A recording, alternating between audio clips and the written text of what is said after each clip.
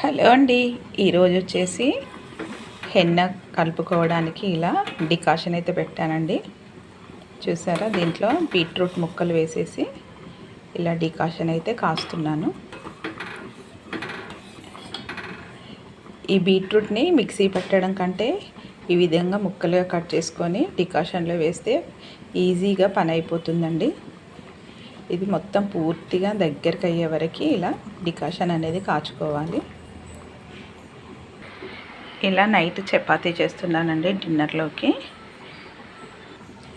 ఇక్కడ ఆఫ్టర్నూన్ చేసిన chicken curry ఉంది, చపాతీ చికెన్ కర్రీ.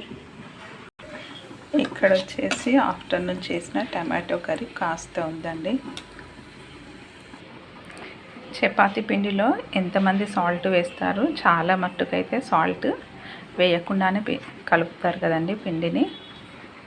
కానీ కాస్త వేసుకుంటేనే టేస్ట్ అనేది బాగుంటుంది చపాతీలు.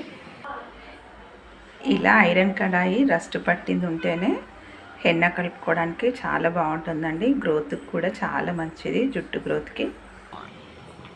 అది పూర్తిగా చల్లారిన తర్వాత హెన్న పౌడర్ అనేది కలిపేసుకుందాం.